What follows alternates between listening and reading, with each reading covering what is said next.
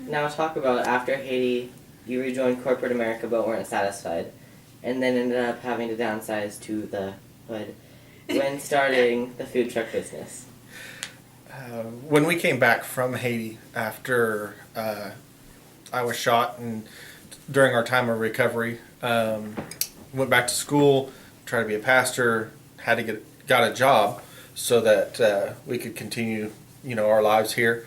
And in that process, ended up getting kind of just back into the normal schedule of being gone, working a job. I wish it was 9 to 5, but it ended up being all the time. I ended up having to work third shift, so I was away from my family. And working when you were at home. And then I got another job where I was working all the time, to where I was, even when I was home, I was working. When we would go, even on trips and travel, I was still working the entire time.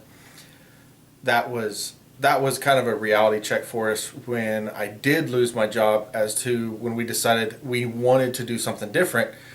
We talked about what it was that we missed, what it was that was going on, and we talked about how we wanted to make it go back to what we had in Haiti, which was being together and really focusing on our family. I think for me personally, I think that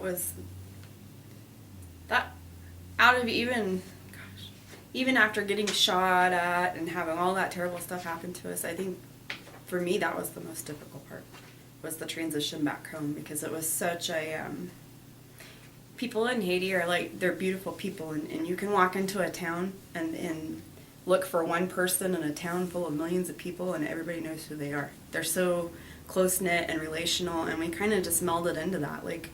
We worked together 24/7, and we were together all the time, and when we got back here and then we had all these people telling us all these things we had to do to get back to the one thing that we loved doing, that really had no qualifications, just a willingness to go, and then to have all these man-made rules put on us to keep us from going back. I've been dealing with that probably since we came home. I've had a really hard time with that. I feel like if you are passionate about something and you love doing it, and you have a willingness to pursue it, then that's pretty much what's required of you.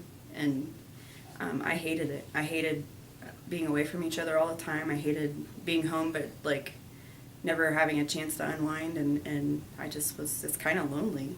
I hated it. I still hate it.